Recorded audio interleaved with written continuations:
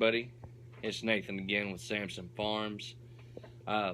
Just want to do a quick update with y'all guys, let y'all know a few things that's been transpiring around here lately. As you might have noticed, I have changed the name of the channel from my name, Nathan Sampson, to Sampson Farms. Did that for a couple of reasons, because it is the farm and it is the YouTube for my homestead and farm, and I wanted to go off of that name, and it would also help with subscribers some, because I go through a lot of different live videos with people and talk with people all the time on those, and a lot of people don't realize that you have a channel if you're just using your name. So if any of y'all are budding YouTube contributors like myself, and you go by your legal name, and you want to start more of a brand like what I'm doing, I would suggest that you change your name to something more catchy like that or so.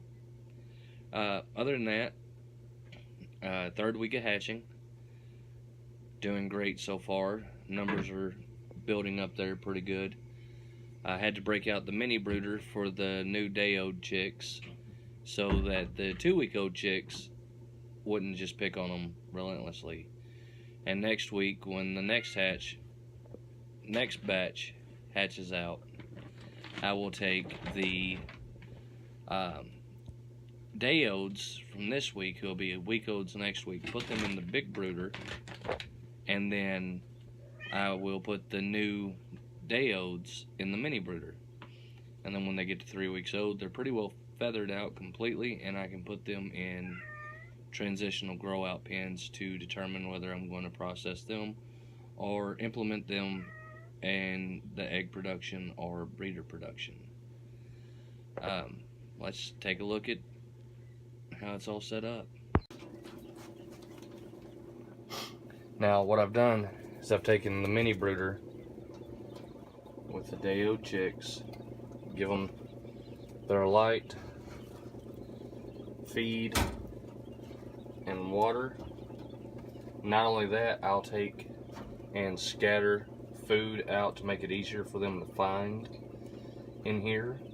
It seems to help them out quite a bit, just to get that little pick-me-up and perk that they need for the first few days of life until they get a little bit bigger.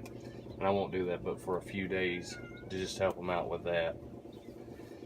And then not long ago I did a modification to the brooder where I put in that light fixture for the bigger quail. I put in a light fixture to help keep them warm. Now I still have a lamp over here just to give them a little bit more heat, but they're doing fine. Now the big quail are only 2 weeks old and they're almost already fully feathered. They go from that little bitty tiny, no bigger than a $50 bird,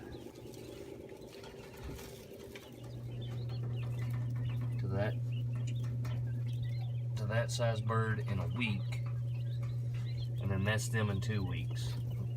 And the dish that's in here, all it is just a animal food bowl that I put playground sand in, and it serves two purposes. It lets them dust bathe while they're in here, and there's also the larger particles, they can eat it, and it acts like chick grit for them, but on a much finer scale. And there we go, we got one playing around scratching. He might lay down, or it might lay down and do some dust bathing soon. And another reason why I did the mini brooder is because I swapped this one over from multiple water sources to the big gallon source over here, and day-old chicks have a tendency to like to drown themselves.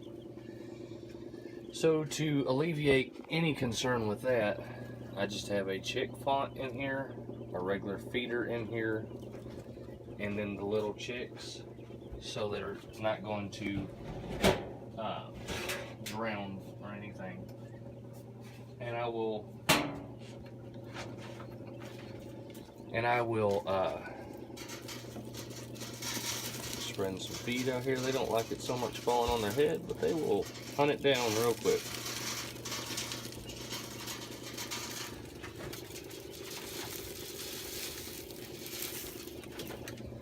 They will settle down and hunt down food pretty quick. See, they're already going for it.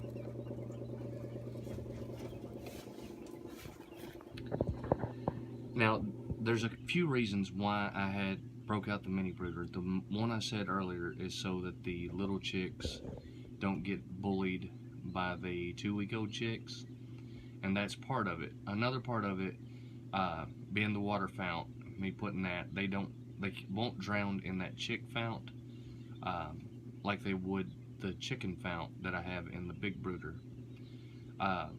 There's also, they need different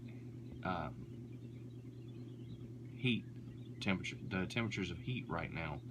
The younger chicks need to still maintain a area of 95 degrees that they can get to and get out of when they get too hot, whereas the week-old chicks only need about like a not quite 95, and the 2-week-olds need even less than that, but they have a larger area to get into their heat source and get out of the heat source. But if I had the day-olds in with the bigger birds could hurt them.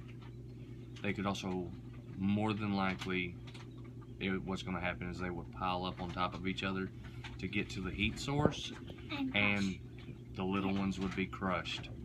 So to avoid that, I broke out the mini brooder, which was my plan all along. Week 3 of hatching, I was going to start putting the young chicks in the mini brooder. Next week, the 2-week-old chicks in the big brooder will be in a transitional pen for me to decide whether they're going to be a meat bird, a egg layer, or part of my breeding flock. Most likely, all of them will be for the breeding flock, unless I have a large number of excess males, and then they will be separated out and we will process them to eat. But that's about it, guys. I hope you all enjoyed the video. If you did, give me a thumbs up. If it's your first time visiting Sampson Farms, I hope you would consider subbing our account. We have been doing a lot of quail videos lately, but that's mainly because that's what's been on my mind, and that's the project I'm working on now. But we do have a worm bin we've worked on. We do have chickens. I hatch out chickens, guineas, pigs, pretty good sized garden. We do a lot of stuff here, and it's only going to grow from here. I spent the biggest part of my life being, even as a kid her age, and she's 9, even at her age, being drug around construction sites. And so I have a very large knowledge of building things and how to modify things to work for me. And it's all fun, and that's the main thing. Like I said before, we want to have fun here. This is our lifestyle and a hobby. We like doing it. We have fun doing it. I build a lot of things. All my wood pins and wire wrap pins, the tops of these brooders, built all of them out of a lot of salvaged lumber. We scrape a lot of stuff together and build it. But I hope you enjoyed the video. Thumbs up, subscribe, and God bless all of you. Guys, anything to say, Temperance? Alright. Bye.